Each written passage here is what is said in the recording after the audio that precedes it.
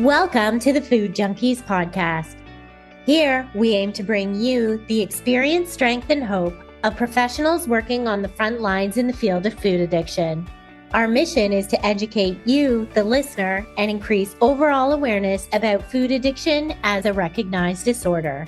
Here, we discuss all things recovery, exploring the many pathways people take towards abstinence in order to achieve a health-forward lifestyle. We hope to inspire you to thrive rather than just survive. So stay positive, make a change for yourself, and share your journey with others. And hopefully the message will spread. Welcome to the Food Junkies Podcast. My name is Dr. Vera, and I am your host today, speaking with Dr. Adrienne Sprouse. Dr. Sprouse is a graduate of Columbia College of Physicians and Surgeons Medical School in New York and trained in emergency medicine at Bellevue Hospital, toxicology at the New York City Poison Center, and nutrition, allergy, detoxification, and clinical ecology with the American Academy of Environmental Medicine. She later became a faculty member for this academy and for 17 years educated physicians worldwide on diagnosing and treating environmentally induced illnesses. She has been the medical director of Manhattan Health Consultants for 36 years and served as an environmental medicine expert for Fox Good Day New York and has been featured by major media outlets like ABC, NBC, and New York Times. She is author of a new book, 50 Years of 12-Step Recovery, where she explores the concepts of addiction physiology, the challenges of food, chemical, and behavioral addictions, and the struggle to maintain abstinence.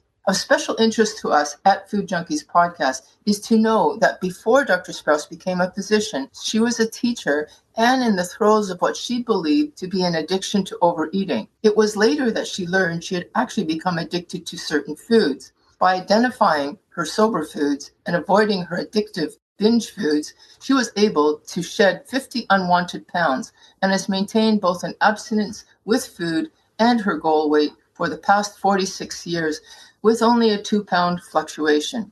As a physician, Dr. Sprouse has revised the process that freed her from her food addictions and details it in her new book. She continues to follow the Sprouse Rotational Eating plan, which resolves the physical part of food addiction, and has followed the 12-step of Alcoholics Anonymous to heal from the emotional and spiritual component of this illness.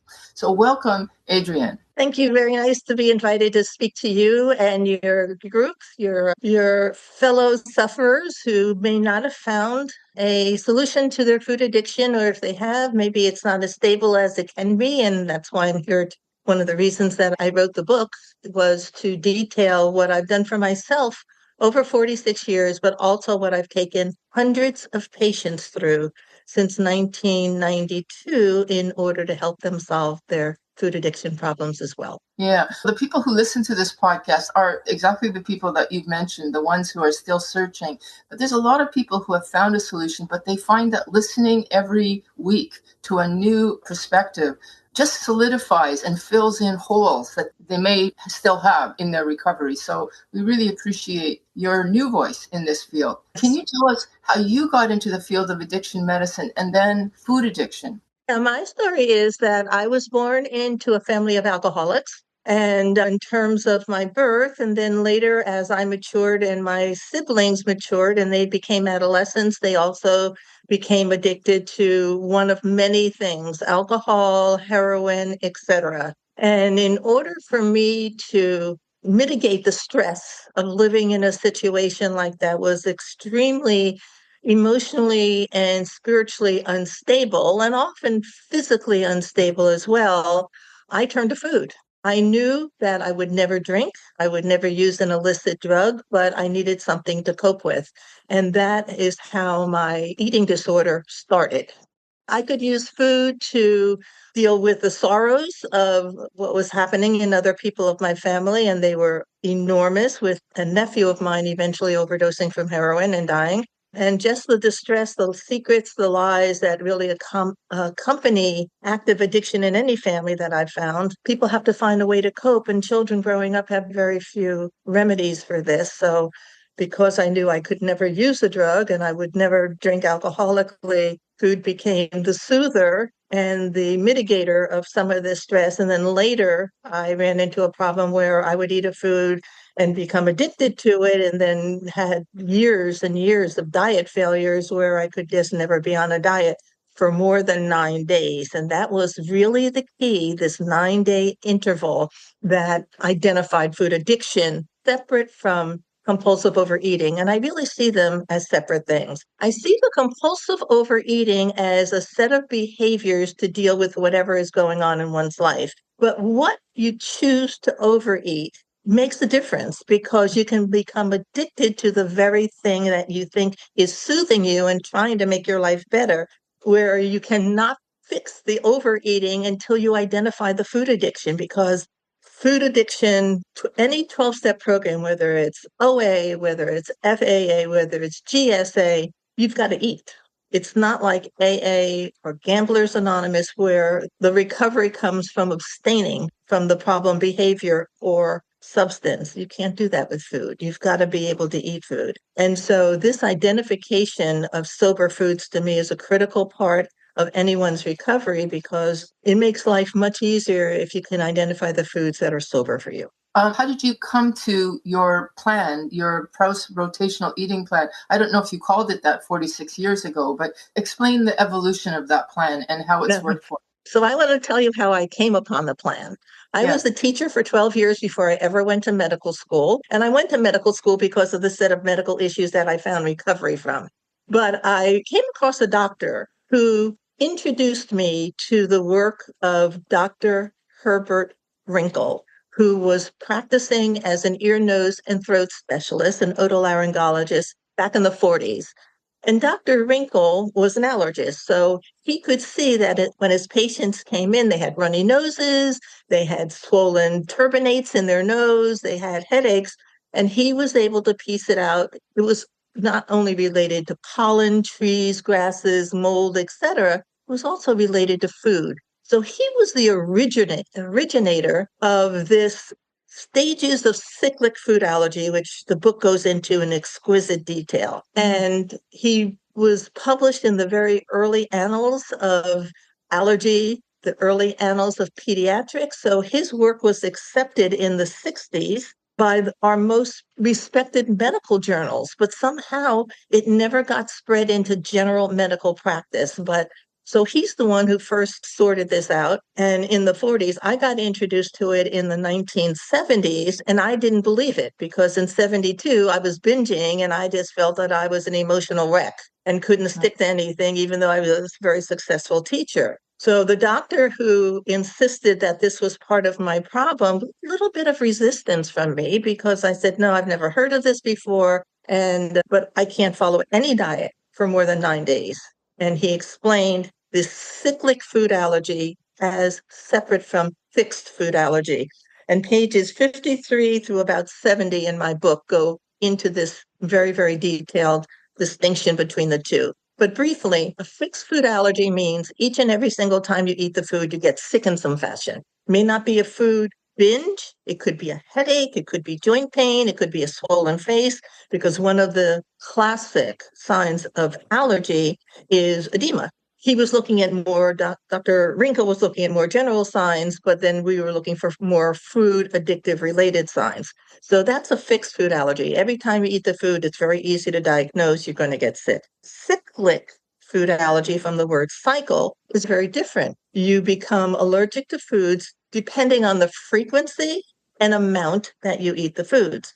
So when I was struggling before I found the doctor who knew what was wrong, I would be on the cottage cheese diet, and I would eat cottage cheese 4 times a day. Obviously, you can't gain weight on that. I did gain weight on that, and I developed facial swelling, and then all of a sudden eating the food started making me sick. So the key, the way I've revised this to make it very user-friendly, is some of the graphics. And we can show that first graphic now with a screen share if you want to guide me through that. So this graphic is not in my book, but I can explain it and have explained it at a book signing that I did last month. My Sprouse rotational eating plan is a plan of eating. It is not a diet. And it's based on a few things, frequency being one of the most critical ones. So here's a 4-day schedule. On day 1, if you eat a food, the food goes into your body, stays in your body at some level for day 2 and day 3. And by the end of day 4, that food has cleared your digestive tract and is out of your system. So it takes 4 days for the transit time for your food to go into your mouth and the residual of it to be pooped out the other end. So if we eat a food again on day 5, we eat it on day 1, we don't eat it on day 2, 3, and 4, we then eat it on day 5 again, it's out of our system before we reintroduce it. So on day 5, the food goes in, it stays in our system. 4 days later, it is out. And this carries forward. This is not the problem. Here's the problem is the next slide. And this is what I ran into. Eating a particular food frequently, meaning more, let's just say you only eat it once a day. Most of us eat wheat. Many of us eat wheat 2 and 3 times a day. We'll have toast for breakfast. We'll have a sandwich for lunch.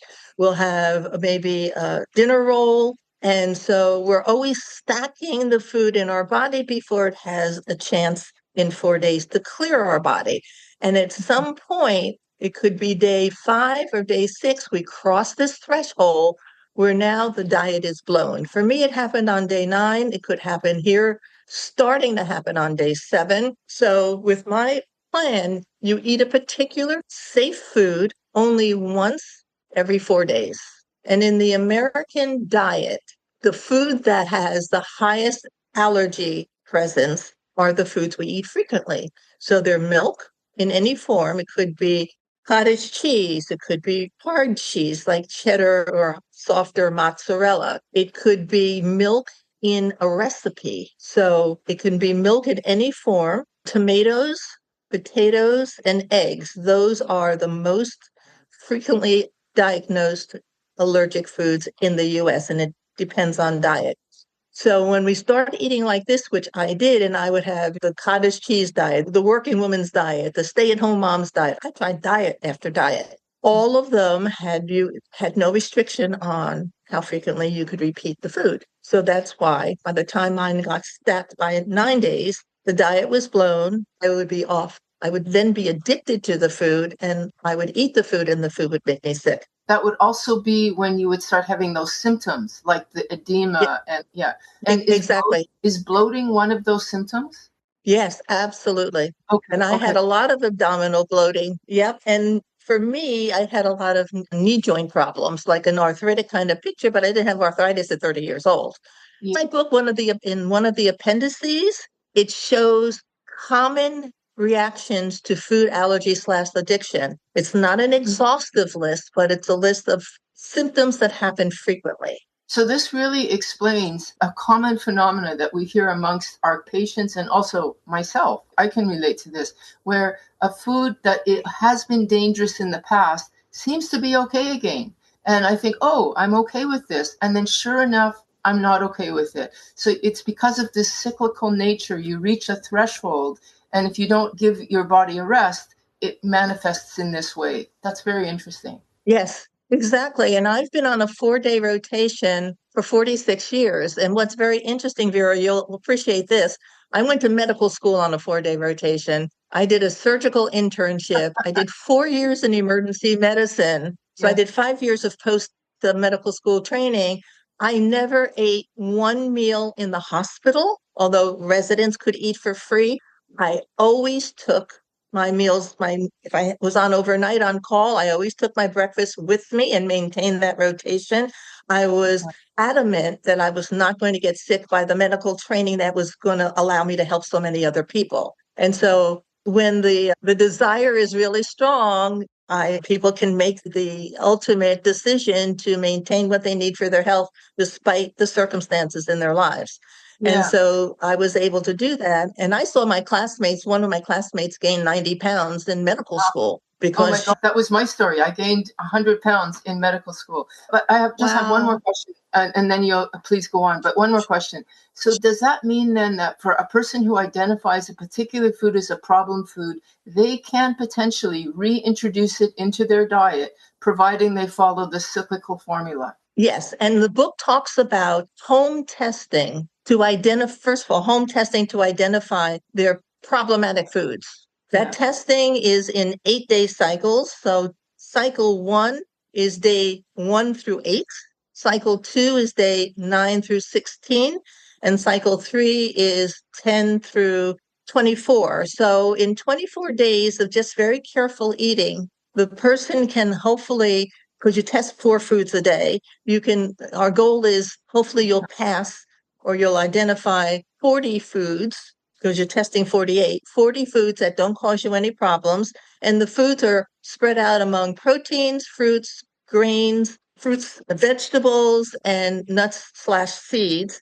And the outline I have in my book shows how to test a sample testing period for that. I've never asked the patient to test a food they don't like, and it's never been necessary. And then at the end of the testing period, if it seems like there's a dietary paucity, maybe you didn't pass enough vegetables, or maybe, and I'm not an anti-grain person because I've treated hundreds of patients with that, and hardly anybody was allergic to oatmeal. So there are certain grains that can work, but the body will decide. And this is the beauty of a 12-step program. In all the 12-step programs, step 1 is defined for you. You will not smoke. You will not drink. You will not use cocaine. In our step 1 with food, our body defines it for us. When we go through this 24-day of testing, our head is separated from this, if we're honest, and we're going to be faithful recorders of the symptoms. And I would encourage every reader, don't have a preference. Don't say, I've got to have this in my diet. Let your body tell you what your body feels while you're testing these foods. And then you'll generate a sober food list, and those foods will then into the future be put on your 4-day rotation. Now, the book also explains that for the foods that are problem foods, the foods that are sober foods, they're going to stay sober forever. The foods that are problem foods, can we get them back into the diet? And here's my answer to that. That was my question. Yes. Medically, yes, most of the time. Emotionally and spiritually, maybe not. But I'm going to deal with the physical part. Emotionally, yes. It depends on how severe your symptom was when you were testing the foods. So if you're testing the foods and you have an extreme headache or extreme symptom, I would wait 2 months before reintroducing it on a 4-day basis. And the other thing that's very central to this diet is testing and eating organic foods, because the science is clear. Chemicals in foods, which I call commercial foods that are produced with pesticides and flavor, or packaged with flavor enhancers or whatever, the chemicals in the food by a separate non-allergic mechanism can trigger the desire to eat and keep you in food addiction. So when you test, as the chapter says on food addiction, you'll test organic foods, 1 food a meal, and amounts are actually outlined. Can I get back to the problem foods? We're Food Junkies Podcast. We have a population that has identified sugar as a problem food. Are you suggesting that it's possible that could be reintroduced and used judiciously using the 4-day plan? So the answer to that is yes. And sugar is a generic term. So usually when we go to a restaurant or we go to a supermarket, you're buying cane sugar, which is corn-based. Yeah. There's date sugar. There's sugar with other bases, not just cane sugar, which is what most people think. And in my practice, when you do the testing period, you're not testing any condiments. You're not testing salt, oils, pepper, sugar, or any of that. So you're just testing foods. Later, if you want to test any condiment, and I don't think that sugar is the ultimate one, by my own experience and hundreds of patients I've taken through this, then you can figure out what you want sugar on, and that becomes a very interesting decision when you're abstinent. And then you would test sugar once every 4 days on that food, just like you would test anything else. Okay, but you're speaking now from a biological, medical point of view, but there's also the spiritual and psychological. And if a person's developed a psychological addiction, then they should probably abstain for that reason. Yes, and that's why I think the 12-step programs are such an important addition to figuring out this physical part of food addiction. Okay. Because if you have a sponsor, it'll push you to extreme integrity with your food and reporting what's going on. It can help. What it helped me do is face the situations that I used to eat over abstinently. Yeah, I had the food plan, but I didn't have the emotional wherewithal to deal with my family. I really didn't. I'm going to show one more graphic that is in the book, and that's this one. This is in the book. And if you see in the upper left-hand corner, fixed food allergy only accounts for 10% of all food allergy a patient could have. Wow. Cyclic food allergy accounts for 90%. And this is the tricky part. This is why most doctors don't understand this. It has to do with frequency and amount. And the top part of this wheel shows how someone tests. So let's say you love cashews. There's nothing wrong with cashews. They're not. Yes. You love cashews. On day one, in stage one, you stop eating the food for 4 days. So you eat cashews, and then 4 days later, you're not going to eat it. If you eat it 4 days later and it's a cyclic food allergy, you will have an exaggerated symptom to it. This has just been described by Dr. Wrinkle over thousands of patients. But let's say you eat it on day one and you wait not 4 days, but you wait 2 weeks. 4 days is the minimum amount of time to get a symptom. That's clear. So you don't wait 4 days, you wait 2 weeks. Then you'll get your typical symptoms. So here you're going to get exaggerated. Here you're going to get typical. Here's what happens to you, Vera. You might wait 2 months. You eat the food. Oh, you have no symptoms at all. And then you eat it again, and you're in the latent symptom period, the pre-symptomatic period. But then if you are faithful and don't eat it every 4 days, you come to this, and this is where we want to live. You can eat the food every 4 days with no symptoms forever. Now, how do we redevelop the problem? We go to stage 6, and this is all described in the book in narrative, in words, in text. So you don't have to rely on trying to memorize this, although this is in the book. Stage 6, you have no symptoms while you eat the food. You're getting away with it if you eat it more often than every 4 days. Then you're pre-symptomatic.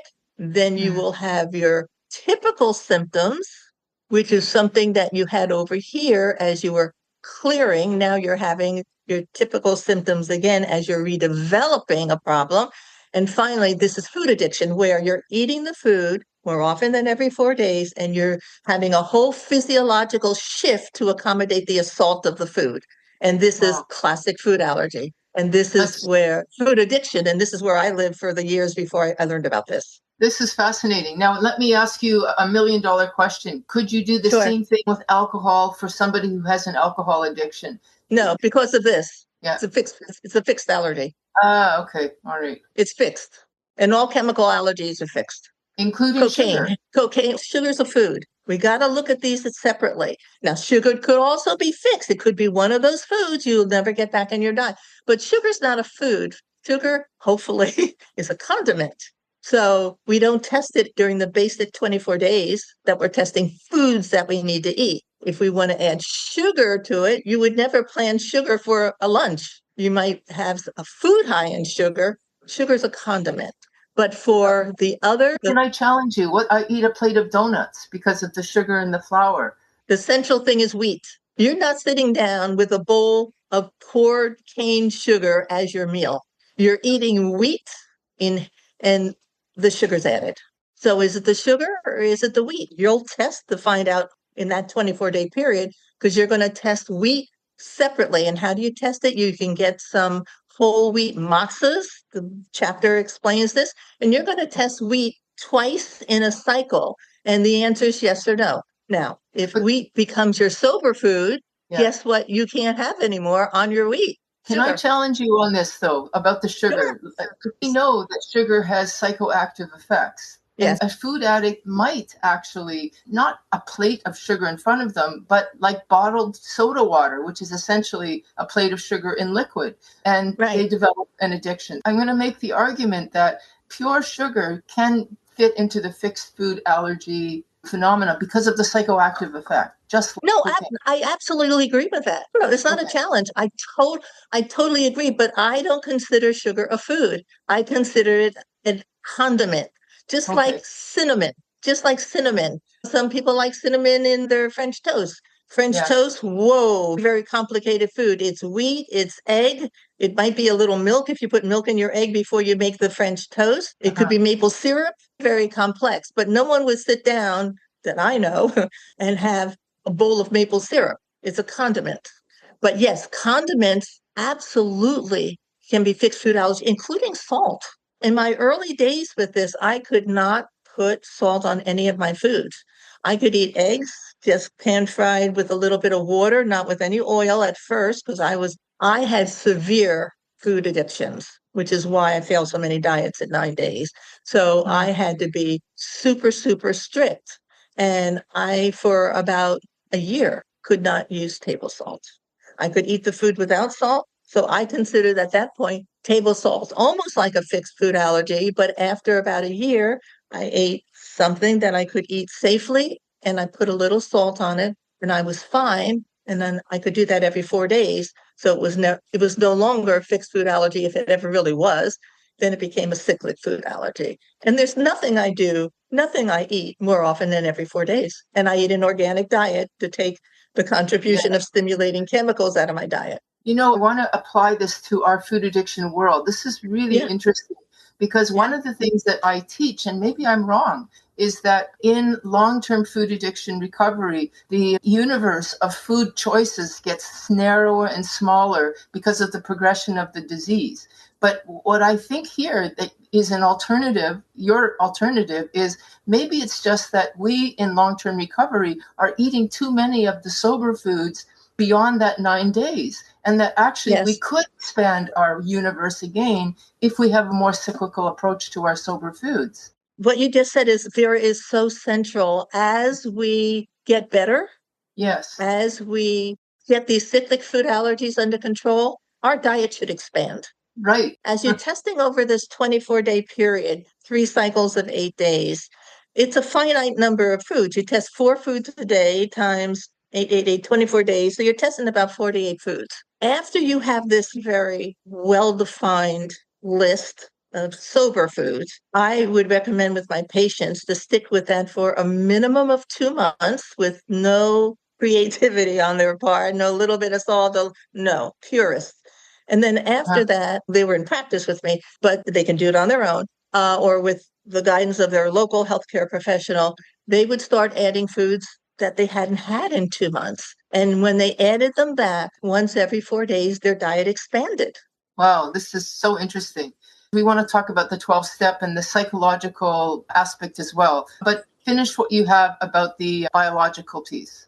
I think this is the central part of it. And one question you had asked me before, how metabolically sound is the program when they're testing? If you look at the book, they're testing all these different food groups. So it is very sound. And as with all diet and all diet books or changes in eating recommendations, they'll be working with their local healthcare professional.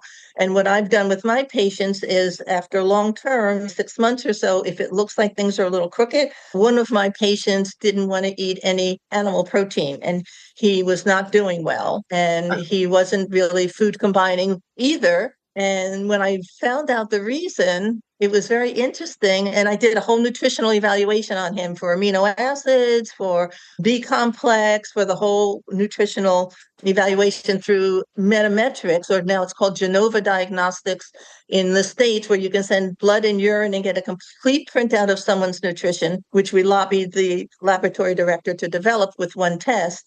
You could be supplemented. And the reason he didn't want to eat protein is that he didn't want to eat something that would cause an animal to be killed, which was very interesting. So he wouldn't eat beef, he wouldn't eat pork and everything. And I said, how about eggs? How about cheese? And so we were able to balance out his amino acids by having him eat these proteins that didn't cause anyone to be killed, and then some supplemental amino acids, and he did beautifully well. What about, do you work with post-bariatric patients or GLP-1 patients? Is there any difference there? I've never had either one. Okay. I retired. I closed my practice in 2018. So that was before the GLP-1s really became popular. But here's what I can say about them. They're insulin mimickers. And so they teach you nothing about food allergy. They weren't designed as diets. They were designed to help patients with diabetes and to help regulate their blood sugar. They give you a feeling of being full. They decrease the transit time through the stomach. So if through the intestines, so if someone's on them, they might have to eat one every 6 days if the transit time is altered by these GLP-1s. And they teach you nothing about coping with the emotional or physical challenges of life. If you were, like me, facing those challenges by using food to soothe the pain. And that's what's kept me in the program. I came into my first meeting on May 15th, 1972, and I've never left. Yeah, so tell us about the program, because your book is not just about your rotational plan. It also talks about the necessity of something else. So tell us about that. And one of the reasons I wrote the book was to show how these 5 areas of devastation in my life were interrelated.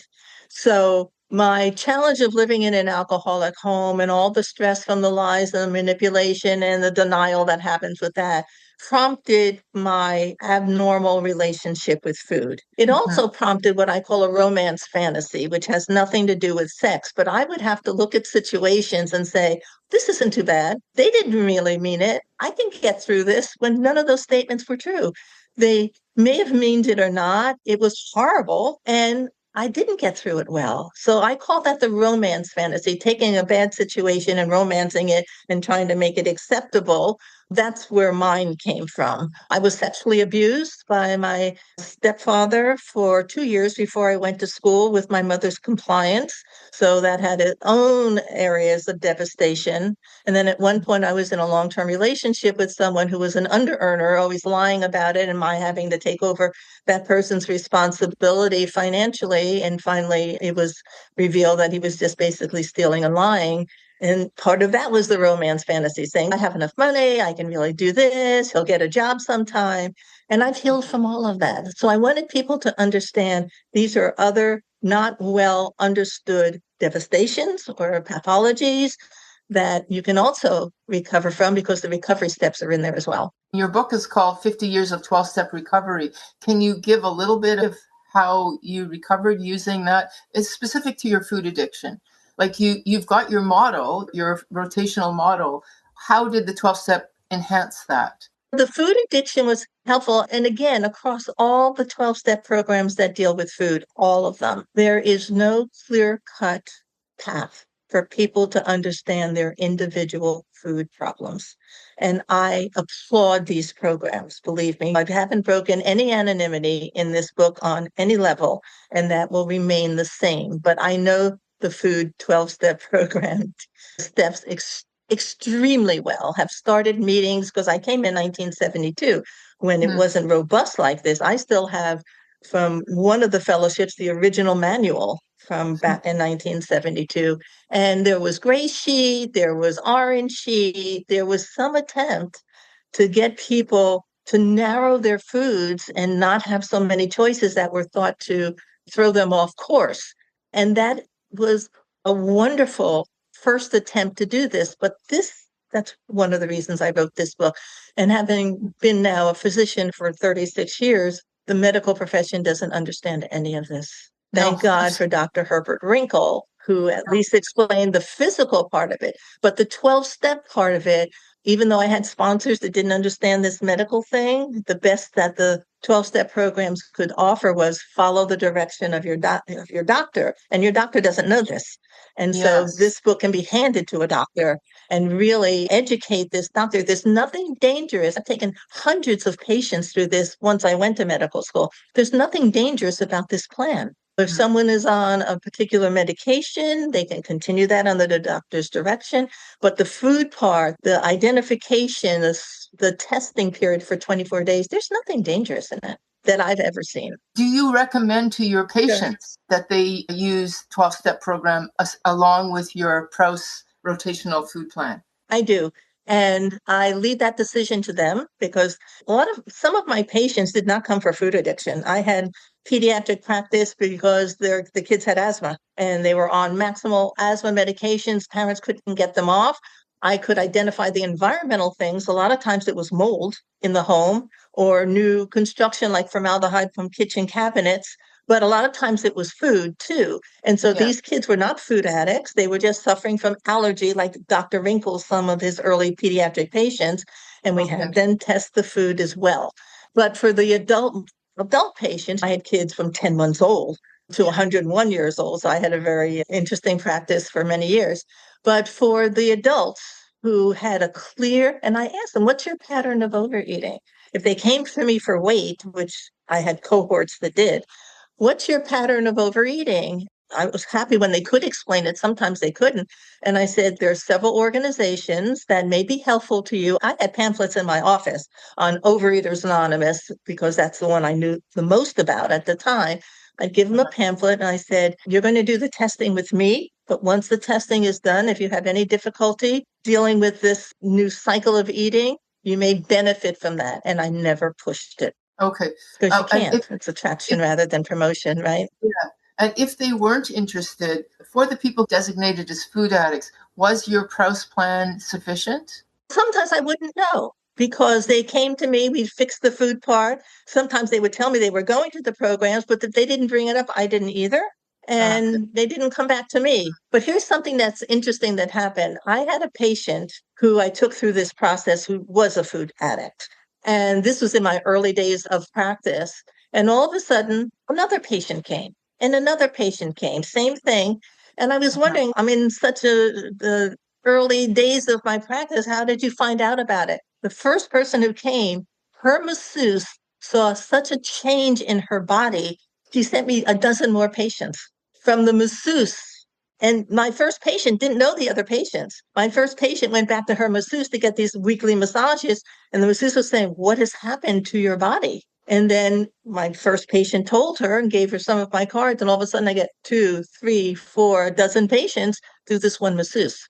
50 years of 12-step recovery. Can you tell us a little bit about the book and who is it for and what will it give the reader? The book can't be a candidate for a conference-approved literature because it covers 5 areas. Where are you going to slip it? You can't really slip it. But most people who come into the program definitely have more than one area of distress in their lives. I've listened at meetings, and so many of the people who have eating disorders, however you want to frame it, whether it's food addiction or compulsive overeating, have had sexual abuse in their backgrounds. This book talks about both of those areas and the romance fantasy and living in an alcoholic family. So the book is for anyone who has suffered in the 5 areas that the book covers and can glean more information on how to heal from those areas. I believe in complete healing. When I first came into any 12-step program in 1972, the principal text that we used was the big book from Alcoholics Anonymous. And this was before I was in medicine, and I was so impressed that his alcoholism, the drinking part of it, was healed. He never drank again. I don't know if Bill Wilson ever had a craving again, but he never drank again. And that's the grace that I was looking for in my own life. And in terms of food, my book's chapter on food brought me that grace where I'm telling you, I have not had a problem in 46 years with food at all. And I finished medical school on a 2-month exchange program in Paris, whole different diet in the French medical system, never broke my abstinence, never gained weight, even with all the croissants in the baguettes. So I want people to be healed. And from the sexual abuse, this prolonged exposure I mentioned in the book, healed me of the post-traumatic stress disorder I had from that, healed me. And that was in 1986. And the romance fantasy, the under-earning came a little bit later, but done. And the Al-Anon type of issues also healed. I'm not around any active addicts in my life for today. And so I feel free. I am free. And that's why I wrote the book. And it's for people who've had the problem and want a little more insight. It's for people who are struggling. I don't recommend it so much for people new in recovery until they read the foundational information from their program, like the Al-Anon 12 Steps and 12 Traditions, specifically written for their program. But for those who've gone through that and want enhancement, and then for counselors, people who are working with others in these areas, it's a wonderful, wonderful basic text on you can get through this. And finally, it could be in a reference library for any rehab. You can really tell that you're a previous teacher because you explain things really well. And your diagram, your writing, it's very clear. which is great. You're a good teacher. Have you had any pushback from especially the 12-step focus? Because addiction medicine doesn't really embrace 12-step anymore. So I sometimes feel out of sync with the times when I push 12-step. What's your experience about that, especially in the medical world? I haven't pushed it that well. The medical world is a tough cookie. It's a tough cookie, and in certain areas, there are blind spots that are dense. And in food recovery, it's the most obvious. The most obvious. When I was in medical school at Columbia, we had a 1.5 hour lecture on AA, and I already knew about it. I was in recovery 13 years by the time I entered medical school, so I already knew about it. But my classmates, I was in a class of 150 other students, they were interested, but there was no appropriate follow-up for them to learn more and actually be able to diagnose and counsel people who had alcohol-related illnesses. Well, it was better than nothing, but not much, not much. So for the medical profession, I've always had a practice that was just a little bit avant-garde. I had a big practice in environmental medicine, and we would send engineers into people's homes to diagnose mold and other chemical problems and saved many lives that way. General medicine didn't know anything about this, and all the patients I got in that kind of subset of my practice were treatment failures. They were undiagnosed. They were on, many of them, maximal asthma medications, still wheezing, getting ready to be intubated and put in an ICU because there was mold in their home. I haven't worried about the general medical practice. I've just been really focused on what I do best. Outside of the medical world, what about just the general world? Do you find that people are open to hearing about 12 steps still? I hear you saying that you don't push it, you offer it. Are people interested? I think in the general public, it's still an anomaly. They still haven't heard about it. Wow. And that's one of the reasons also I wrote the book. But, maybe you can help me with this, and maybe some of your group can help me with this. I walk around, I'm in New York City, there's 10 million people here. And or if I'm away on vacation, I see people morbidly obese. And there's such a part of me that wants to go up to them and give them a flyer for my book. And I've never done it. I don't know how to approach a total stranger doing that. I know there's help available for them. So any write-in that you might have that can give me suggestions, I'm happy to have that. But I know what I suffered with the eating disorder, and I just want people to know that there's a way out of it. And I don't know how to do it. When people learn about my practice and come in, I know exactly what to do, but how do we spread the word? I'm not sure. I think that in the obesity medicine world, now since the GLP-1s, I somehow think that if we partner with them, because that's the door that patients go in to the doctor's office. I want the jab. I want to lose the weight. But we know that this is a temporary solution. And that if we can partner with them and say, look, we're offering the social piece and an actual dietary manipulation, because eventually the cravings will come back. The person I've wanted to connect with has been Oprah Winfrey. Oh, God. Yeah. For years, because I see something that I know other doctors don't know, and I could explain this in 10 minutes. So if you have anyone who's got access to her, not only can I explain it, I can actually prove it in 10 minutes because of something that happened 20 years ago that I noticed.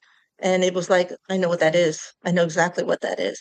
And in the pediatric population, there are certain physical signs. We call it the allergic salute, where kids are always got a red nose and they're wiping their nose clean, or they have these allergic shiners. I can see it a block away.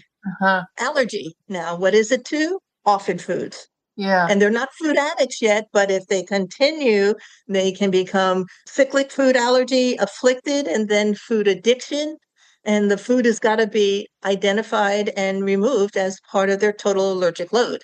And just to go back to that for a minute, could the cyclical become fixed over time? Absolutely. Yeah. If you keep eating the food, absolutely. Now, can what we think be fixed become cyclical? And that we only know by a period of avoidance, minimum 2 months, and then reintroducing the food and checking it out.